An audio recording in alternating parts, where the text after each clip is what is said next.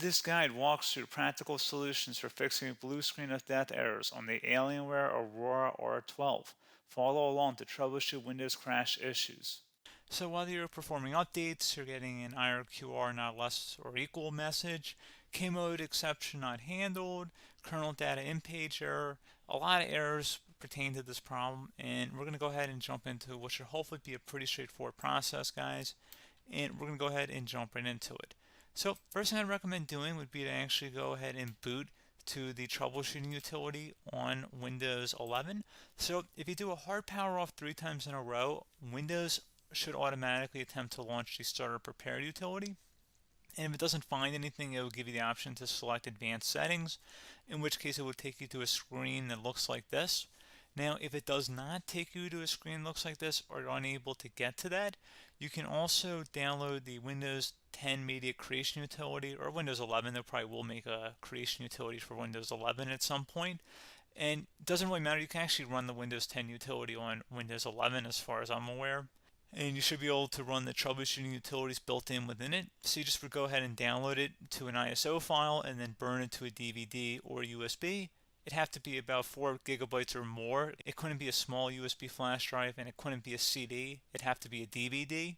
And then you'd boot your computer from it. So depending on the computer manufacturer, you'd have to tap a different key on your keyboard in order to launch that menu, in order to select what boot drive you want to go off of. So it could be anything between the escape key, F2, F8, F12, for example, and those are the function keys on the top of your keyboard. So you may have to just do a little bit of trial and error. Shouldn't take you more than a couple minutes. Googling it would probably be best before you even begin. But anyway, we're ready to go ahead and jump right into it. So we're on the choose an option page. So these will look very similar whether you're booting from it directly within Windows itself, or if you're plugged in a USB flash drive with the media creation utility installed and you selected the recovery option.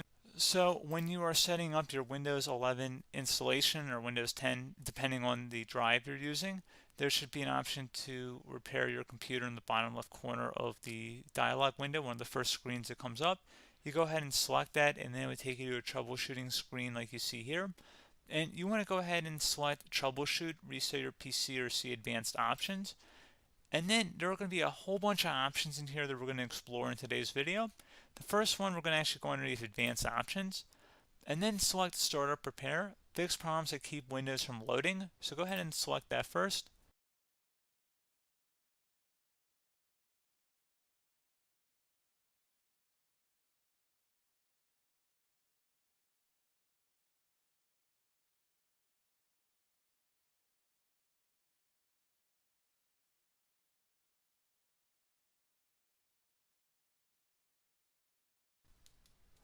Okay, so you can see it could not repair our PC. That was our first option we could try. Something else, if we go back into advanced options here and then select troubleshoot, we're going to go underneath advanced options again. You can go ahead and actually access safe mode by selecting startup settings. And then if you select the restart button, you have the option on the screen select safe mode with networking, which will give you a key on the screen. It'll tell you which key to press to enter that. I believe it's the F7 key. It'll do that for you. I'm not going to go over that in today's tutorial because I don't really want to go into safe mode, but you're more than welcome to attempt that by going into here and then selecting restart. Again, it'll launch another screen. It'll say what key do you want to press, and it'll give you like 7 or 8 different options, and you want to select safe mode with networking. There's also an option for a command prompt too, but that's going to be something we're going to cover later in this video, and we don't even have to go through that in order to access it. So that's why I'm not going to really push for that, because unless you know exactly what's causing the problem, you probably don't need to go into safe mode. Unless you're trying to recover files, in which case then you definitely can go into safe mode, but we're trying to actually recover our computer here. So I hope that makes sense. Something else we can also try here as well would be to uninstall updates, remove recently installed quality or feature updates from Windows. So if you go ahead and select that, you can uninstall the latest quality updates, which generally is the more day-to-day updates. Feature updates are the less regularly released ones, like the big ones. I would equate it to service packs in like Windows 7 and Windows Vista and Windows XP. So larger updates that occur once or twice a year at most. And the quality updates are more just a regular update. So probably obviously depend. It'll take longer if you're going to try and uninstall the latest feature update versus quality update, and maybe you don't need to go back that far. So just giving you guys a couple pointers with that. Something else you can also look at here, and we're going to jump into the command prompt in a little bit, but you can select System Restore, which will use a restore point recorded on your PC to restore Windows. And this is something I would highly recommend here, guys. So select Next. Assuming you have a restore point saved on your computer, you go ahead and select the most recently created one, and you'll select Next, and then you'll select the drive. You shouldn't actually have to select the drive. You can scan for affected programs, but we're going to keep it all default here, and then we're going to select Finish. So once started, System Restore cannot be interrupted. Do you want to continue? I think we're going to select yes. I don't think we have anything better to do on our computer right now, so just give it a moment here to initialize. It will take a couple minutes to run, obviously depending on how large your hard drive is and how much is saved on the System Restore point. So just give it a couple minutes here.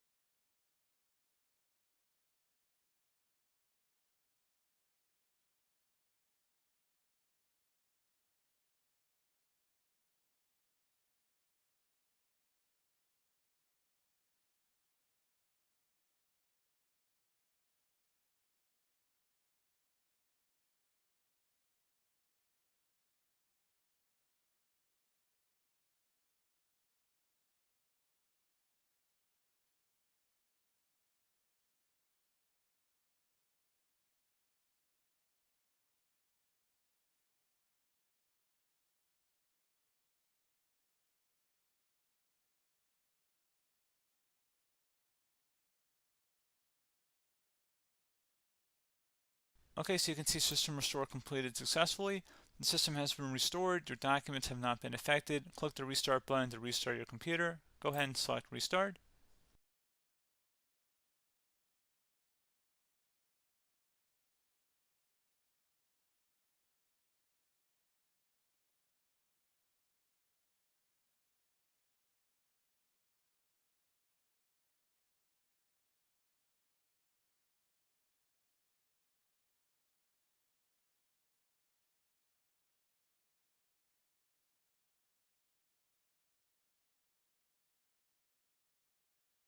Okay, so you can see the system has been restored successfully. We're going to go over a couple different methods in addition to that if that did not work. So I'm just going to pause the video and we're going to start back up back on the recovery screen that we started with. Okay, so a couple other things we can try here too. If you go back into troubleshoot, you can select reset your PC, while you choose to keep or remove your personal files and then reinstalls Windows. You can select to keep my files, which will remove apps and settings but keeps your personal files. You can also select remove everything, which will remove all of your personal files, apps, and settings. So this is more of a factory reset, the second option here. First option, it should not delete all of your personal files. However, it will pretty much clear most of your programs. And keep in mind, there's no guarantee that your information, number one, is even still available and easily recoverable on your computer to the point that you actually would be able to recover anything. And the second point is that there's always a chance that it won't actually recover and it will just do a factory reset anyway. So there's no guarantee that actually would keep your files anyway. So I would recommend trying to get a recovery tool and backing that up first before selecting it anyway.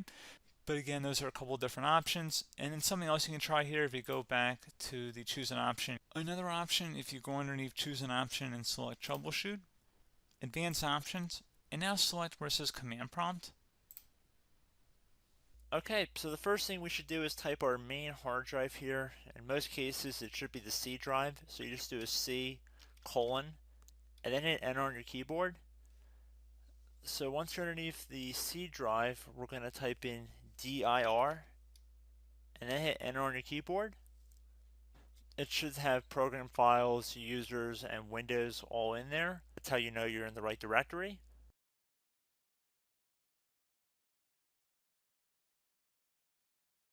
In some cases, it might be the D drive as well, so just keep that in mind.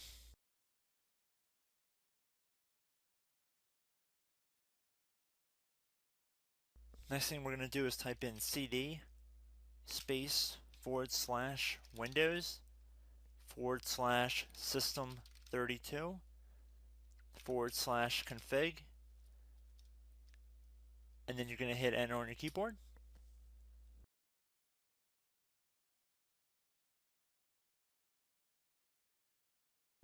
So now you're going to type md space backup. If you've seen other tutorials, it might also say to put down md backup. That's because the backup name is pretty common when you want to back something up. So you can name this whatever you want, doesn't have to be backup. So if you've already made a backup folder in the past, you could do backup 1, for example. So once you're done setting the name you want the backup to be called, hit enter on your keyboard again.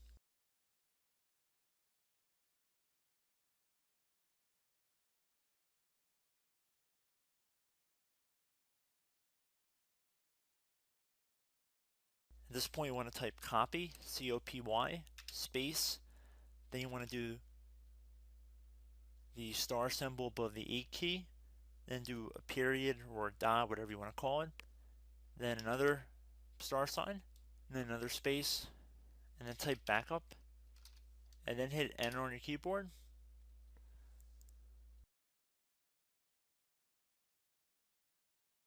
Now you want to type cd reg back, REG BACK, and then hit enter on your keyboard. So now that we are under the reg back, so now you want to type dir again, and then hit enter.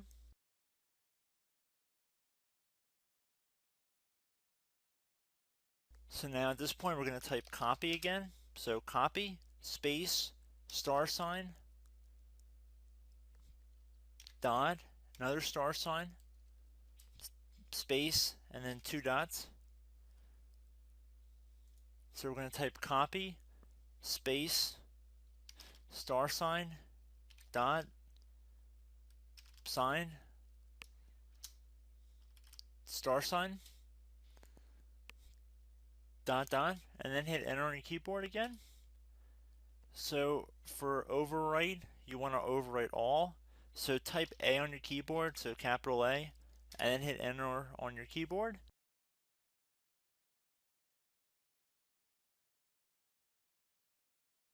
So at this point you should be good to go. You can close out of the command prompt window, and if you accidentally continue to Windows 10 you should be all set. So I hope one of these 3 or 4 different methods we went through in this tutorial helped you guys out. Again, I'm not sure if you guys heard me earlier, but try to go back into your safe mode if possible and uninstall any programs you know might be conflicting with the Windows startup if you can get into safe mode.